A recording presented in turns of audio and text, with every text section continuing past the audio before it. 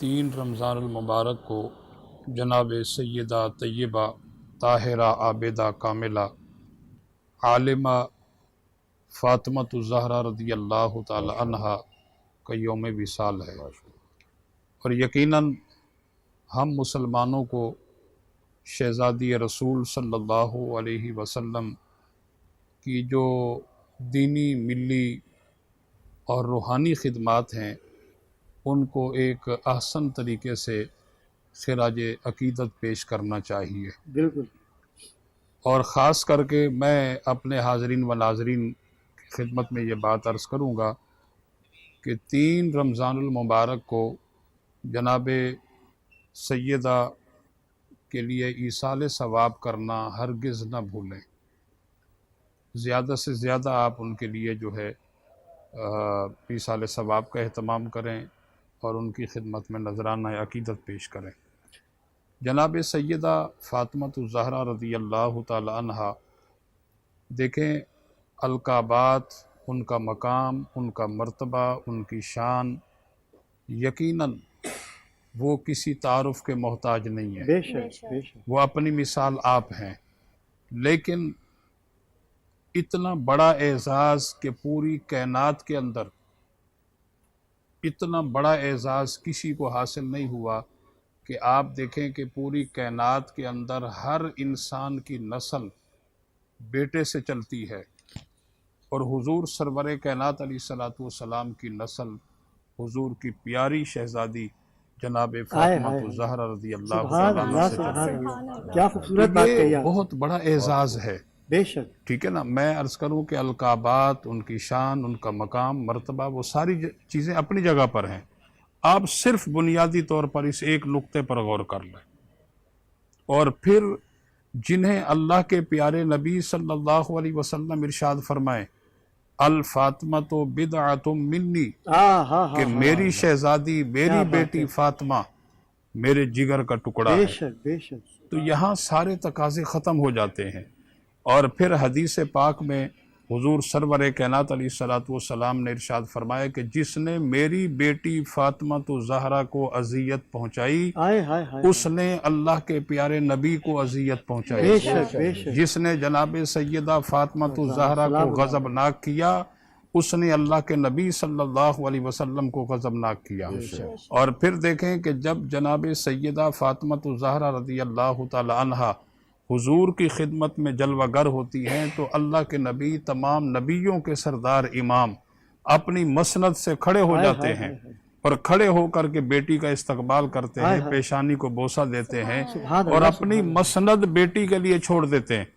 اور اس جگہ پر اپنی بیٹی کو بٹھاتے ہیں۔ اور پھر تاریخ اس بات پر بھی دلالت کرتی ہے کہ سرکار جب بھی کسی سفر پر تشریف لے جاتے تو پہلے اپنی شہزادی کے ہاں تشریف لے جاتے، ان کی خیریت معلوم کرتے، انہیں سلام کرتے، اور اس کے بعد حضور اپنے سفر کا آغاز کرتے۔ اور جب اس سفر سے واپس حضور تشریف لاتے تو اپنی ازواج کے گھر میں بعد میں جاتے، واپسی پر بھی پیاری شہزادی جناب سیدہ فاطمۃ الزہرا کے ہاں جاتے، جا کر کے ان کی خیریت معلوم کرتے، ان کو سلام کرتے، اس کے بعد حضور اپنے گھر جایا کرتے۔ سبحان اللہ۔ تو یہ پوری ایک محبت کی داستان ہے جو کہ نہ ختم ہونے والی ہے۔ ایسے حدیث پاک ہے کہ حضور سرور کائنات علیہ الصلوۃ والسلام جب دنیا سے تشریف لے جانے لگے تو آقا کریم علیہ الصلوۃ والسلام کی خدمت عالیہ میں حضور کی ازواج موجود ہیں، تو جناب سیدہ فاطمۃ الزہرا کی جلوہ گری ہوئی اور آقا کریم علیہ الصلوۃ والسلام کے پاس آ کر کے بیٹھ گئی،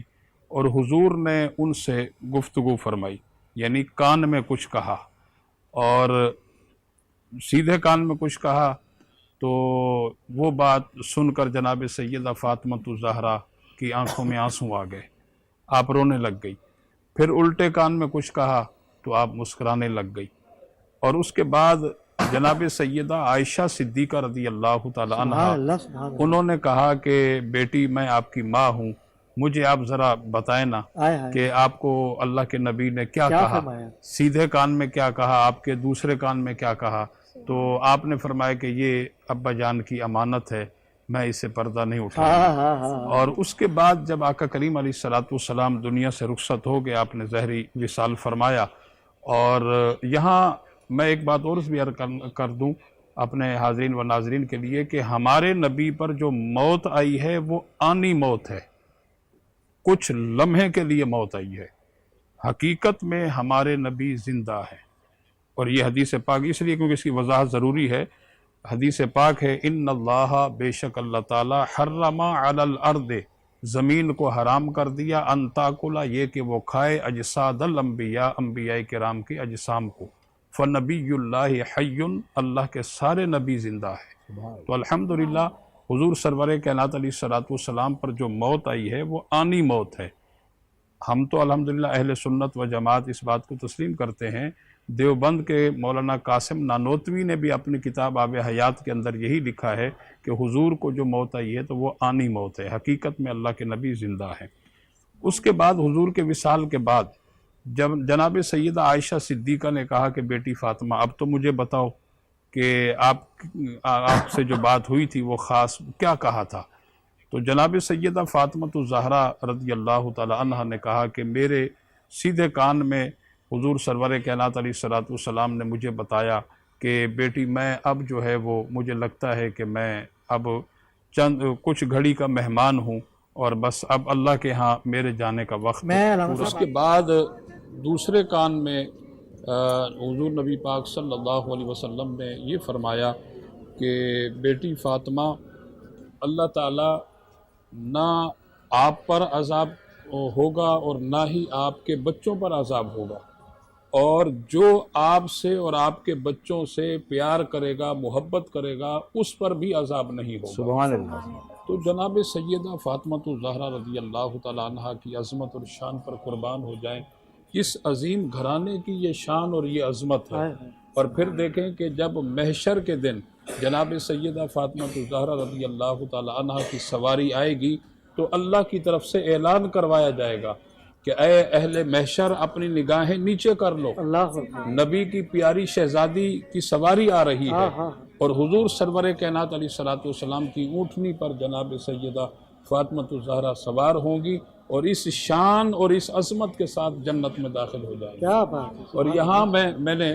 اپنے ناظرین سے ایک بات کہی کہ 3 رمضان المبارک کو آپ زیادہ سے زیادہ ان کی خدمت عالیہ میں جو ہے وہ نذرانہ عقیدت پیش کریں، اس میں ایصال ثواب کریں۔ دیکھیں محترم ابرار بھائی، یہ وہ عظیم الشان ہستیاں حضور کا گھرانہ وہ ہمارے ایصال ثواب کا محتاج نہیں ہے، کیا کہنا کہ مطلب ہم ان کے لیے ایصال ثواب کریں گے تو وہ ہمارے ایصال ثواب کا محتاج ہے۔ یہ ان کے لیے ہم جو کچھ بھی کرتے ہیں وہ اپنی خیر اور اپنی بقا کے لیے کرتے ہیں، سبحان اللہ۔ ورنہ انہیں ہماری کوئی ضرورت نہیں ہے، نہ وہ ہمارے محتاج ہیں۔ ہمارے دیکھیں اکابرین کا آپ ادب دیکھیں، میرے شیخ کریم حضور شیخ الاسلام والمسلمین حضرت خواجہ محمد قمر الدین سیالوی رحمۃ اللہ علیہ ولایت کا بہت بڑا نام اور بہت بڑے جید عالم دین تھے، کئی کتابوں کے آپ مصنف ہیں، آپ خود حدیث پاک یعنی دورہ حدیث خود پڑھایا کرتے، تو آپ جو ہے وہ مسند